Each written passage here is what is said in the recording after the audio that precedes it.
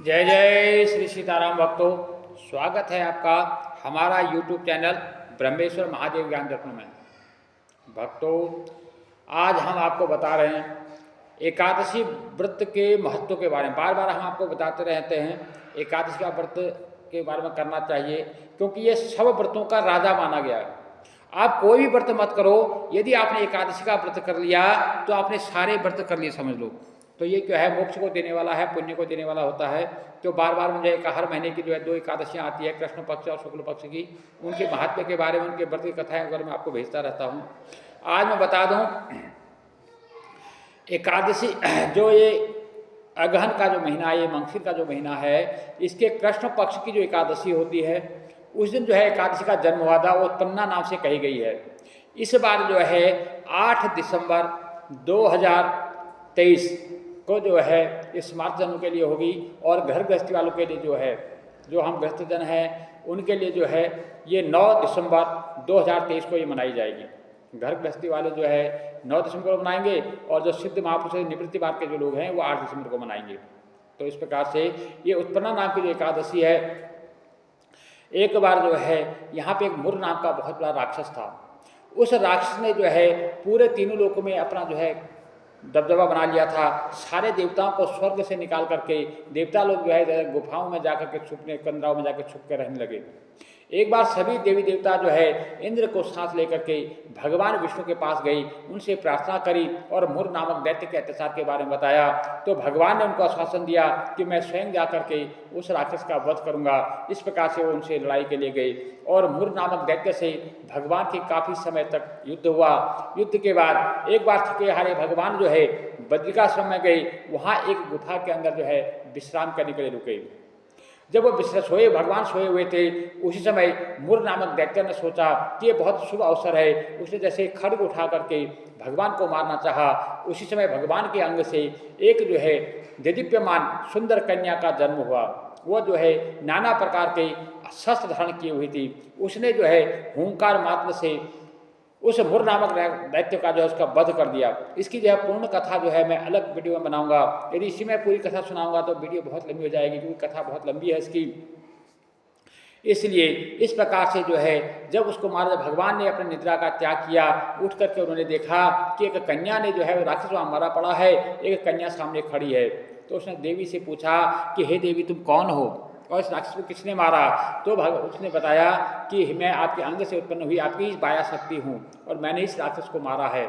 इस प्रकार से जब उनको बताया तो भगवान ने उसको शुभ आशीर्वाद दिया कि आज जो है एकादशी तिथि है, इसलिए तुम्हारा नाम जो है एकादशी होगा, और तुम जो है सभी व्रतों की राजा होगी, और जो भी इस एकादशी का व्रत करेगा उसको जो है पूर्ण फल मिलेगा, और उसको जो है मेरा धाम प्राप्त होगा, जो है मोक्ष को प्राप्ति होगी। इस प्रकार से उसको शुभ आशीर्वाद दिया। और इसीलिए जो है इस एकादशी के व्रत का महात्म्य जो है इसका बहुत बड़ा महत्व है। इसलिए एकादशी का व्रत करने का नियम जो इस प्रकार से होता है। सभी सनातन प्रेमियों को चाहिए, सभी वैष्णव जन को चाहिए कि उन्हें एकादशी का व्रत जरूर करना चाहिए। और एकादशी का व्रत का नियम ये होता है कि दशमी के दिन पवित्र आस्था में रहे, शाम को सूर्यास्त से पहले लगभग 4 से 4:30 बजे के आसपास में जो है भोजन कर ले, उसके बाद कुछ ना खावे।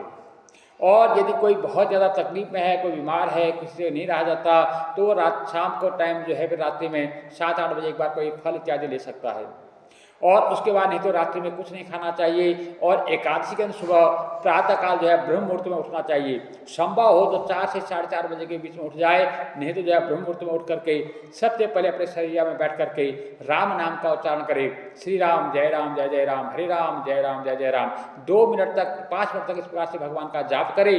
उसके बाद में धरती को नमस्कार करके अपना जो है नित्य कर्म के लिए जाइए, और अपना नित्य कर्म करके भगवान सूर्यदेव को अर्घ्य प्रदान करें। भगवान सूर्यदेव को अर्घ्य देकर के भगवान को नमस्कार करें, सूर्यदेव को नमस्कार करें, धरती को नमस्कार करें। उसके बाद में अपने घर के जो बड़े जन हैं उनके चरणों में अपना सिर रख करके उनको नमस्कार करें। जो भी आपके माता पिता, सास ससुर, दादा दादी इत्यादि जो भी आपके घर में बड़े बुजुर्ग हैं, उन सबको नमस्कार करें। उनको बताएं कि मैं आज जो है एकादशी का व्रत कर रहा हूँ या कर रही हूँ, आप अपना शुभ आशीर्वाद हमें प्रदान करें। तो इस प्रकार से उनसे आशीर्वाद लेने के बाद आप जो है अपने एकांत समय स्थान में कहीं बैठ जाए, जहाँ भी आपका देव स्थान है, जहाँ पूजा घर है, वहाँ बैठ जाए। नहीं तो कहीं पर भी एकांत में बैठ करके 1 मिनट के लिए अपने गुरु का ध्यान करें और गुरु से आज्ञा लें, मन ही मन गुरु का ध्यान करते हुए खुद को बताएं कि सद्गुरुदेव मैं जो है आज एकादशी का व्रत कर रहा हूँ, मुझे अपना शुभ आशीर्वाद प्रदान करें। उनका आशीर्वाद लेने के बाद अब जो है एक भगवान का जो है वहाँ पर दीपक जला करके एक संकल्प लें। संकल्प में अपनी राशि, अपना गोत्र, अपना नाम इत्यादि उच्चारण करें और उस तिथि वार इत्यादि का उच्चारण करते हुए इस प्रकार से भगवान को संकल्प करें कि मैं इस एकादशी का व्रत को कर रहा हूँ, कर रही हूँ। इस प्रकार से संकल्प लेकर के संकल्प को वहाँ पर छोड़ दें और उसके बाद भगवान को जो है स्नान आदि से स्नान इत्यादि कराएं, उसके दूध दही से पंचामृत स्नान करा करके उनको जो है उनका पूजन करें। हर एकादशी को अलग अलग नाम से भगवान की पूजा होती है। वो जो है मैं हर बार जो है जो भी एकादशी आती है, कृष्ण पक्ष की हो चाहे शुक्ला पक्ष की हो, हर एकादशी की कथा और उसका महात्म्य, उसकी पूजा विधि जो है मैं आपको बताता रहता हूँ। यदि अभी तक आपने हमारे इस चैनल को सब्सक्राइब नहीं किया तो सब्सक्राइब कर लीजिएगा। अपने जो बंधुजनों को इसको शेयर भी आगे करते रहिएगा, लाइक भी कीजिएगा, ताकि सभी लोग जो है हमारे सनातन धर्म से जुड़े रहें। हमारी जो है एक ही इच्छा है, इसी इच्छा से जो है हम इस जो वीडियो हम बना के आपको भेजते हैं। तो भक्तजनों इस प्रकार से भगवान का पूजन करें। उसके बाद में उस दिन कुछ भी अन्न ग्रहण ना करें। और यदि कोई नौकरी पेशा वाले हैं, कोई काम पर जाते हैं, कोई श्रम इत्यादि करते हैं, तो उस दिन जो है भगवान का दिन प्रतिदिन जो है दिन भर जो भी आप काम कर रहे हैं उस पर जो है सभी आपको जब भी आपका समय मिले आप भगवान का नाम उच्चारण करते हैं, जो है मन ही मन राम राम राम राम राम राम राम राम जपते हुए अपना आएँ जाएँ, अपना काम करें। अपना मिथ्या भाषण न करें। जो चोर हो, जो लंपट हो, जो दूसरे की निंदा करता हो, जो गुरु या वेद पुराणों से जो बैर रखता हो, जो हमारे शास्त्रों से बैर रखता हो, जो ब्राह्मणों से बैर रखता हो, ऐसे आदमी से बात ना करें और ना ही उनके संपर्क में रहें। और इस प्रकार से जो है आप दिन भर जो है राम का नाम उच्चारण करते रहें, हरि का नाम उच्चारण करते हुए अपने सारे काम करते रहें।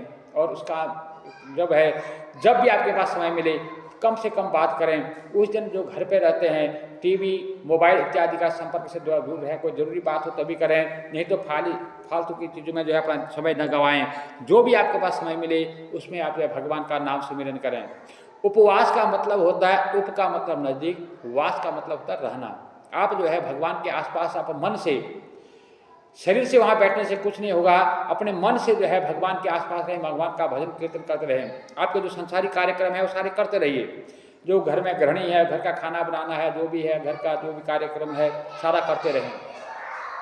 जो नौकरी पेशा वाले आदमी नौकरी पेशे पे जाएं, परंतु है कि अपना जो भी कार्य करें वो भगवान को समर्पण करते रहें, भगवान को ना भूलें, दिल से जो है भगवान के आसपास ही रहें। और उस दिन प्रातः काल में यदि आप कोई नौकरी पेशा है थोड़ा जल्दी उठ करके अपने जो नियम इत्यादि कर लीजिए। उसके बाद भगवान का पूजन इत्यादि करने के बाद आप कथा जरूर श्रवण कर लीजिएगा। भगवान जो एक अलग अलग एकादशी की जो है भगवान की अलग अलग कथाएं हैं, वो मैं जो है हर बार अपनी जो वीडियो के माध्यम से, मोबाइल के माध्यम से आप तक पहुंचाता रहता हूं। यूट्यूब के माध्यम से आप तक पहुंचती रहती है, उस कथाओं को आप सुन लिया कीजिए। यदि अभी तक आपने हमारे इस चैनल को सब्सक्राइब नहीं किया, सब्सक्राइब कर लीजिए, ताकि सारी कथाएं, सारे विधि विधान उस व्रत को करने का जो है आप तक आसानी से पहुंच जाए। और इस प्रकार से आप भगवान की कथा सुनाएं और आगे लोगों को सुनाएं। आप जो है अपना सुन करके उसको लोगों को शेयर कीजिए, एक दूसरे को शेयर कीजिए। जैसे आप सुबह सुबह अपने जो भी गुड मॉर्निंग इत्यादि मोबाइल पर शेयर करते हैं, उसी प्रकार से आप जो है इस कथा को शेयर कीजिए।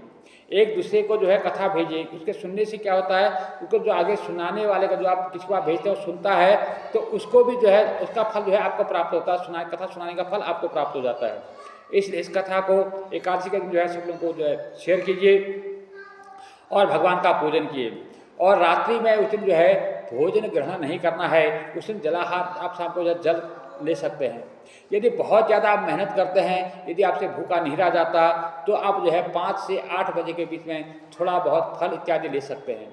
नहीं तो उस दिन जो है खाली जल पर ही जो आपको रहना है। और द्वादशी के दिन प्रातः काल में जब सूर्योदय हो, सूर्योदय के बाद जो है ब्राह्मणों को कुछ न कुछ दान इत्यादि दे करके ब्राह्मणों को भोजन कराने के बाद में इसका जो है व्रत का पालन किया जाता है, व्रत को खोला जाता है।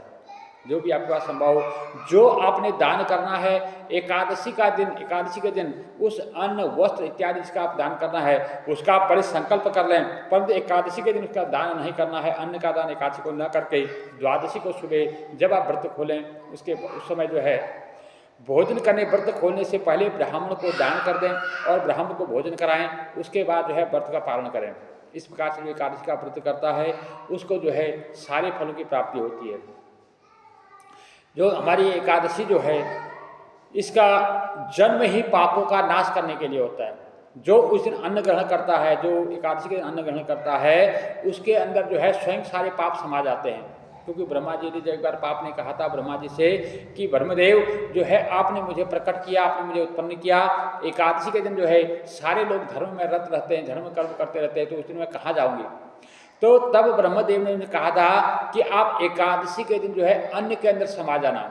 इसलिए जो उस दिन अन्न ग्रहण करता है उसे जो है सारे पाप लग जाते हैं, जैसे गौ हत्या पाप, ब्रह्म हत्या पाप, निंदा का पाप और भगिनी बेटी इसको जो है विक्रय करने का, बेचने का जो पाप, इस तरह से नाना प्रकार के पाप उसे लग जाते हैं।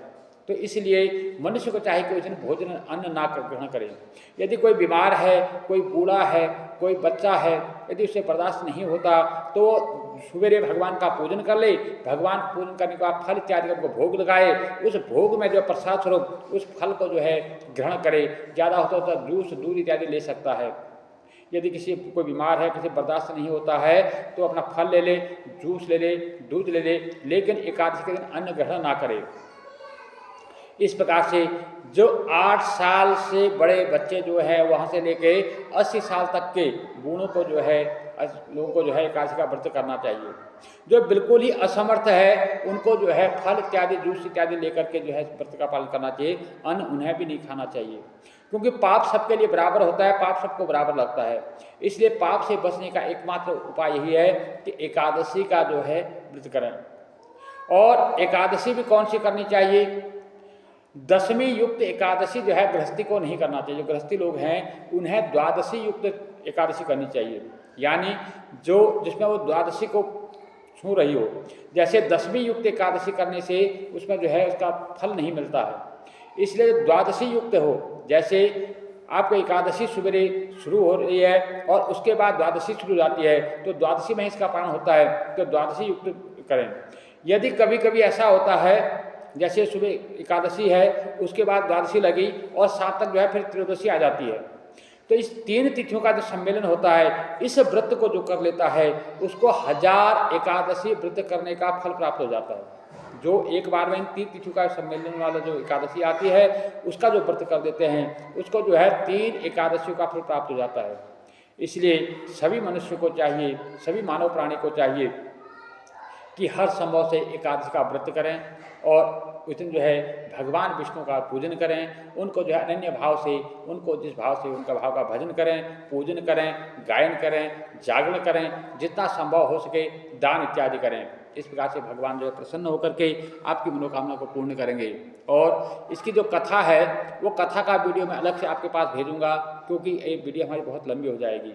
तो इसको जो है इस प्रकार से यदि अभी तक आपने हमारे इस चैनल को सब्सक्राइब नहीं किया तो सब्सक्राइब कर लीजिएगा।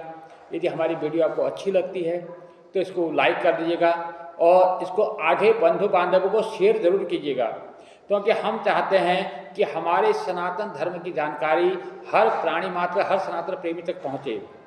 जो हमारे बच्चे सनातन से थोड़ा भटक गए हैं उनको भी इसके बारे में जो है जागरूक कीजिए, उनको भी जागरूक कीजिए और अपने सनातन धर्म से जोड़िए और इसके बारे में बताइए। जय जय श्री सीताराम भक्तों।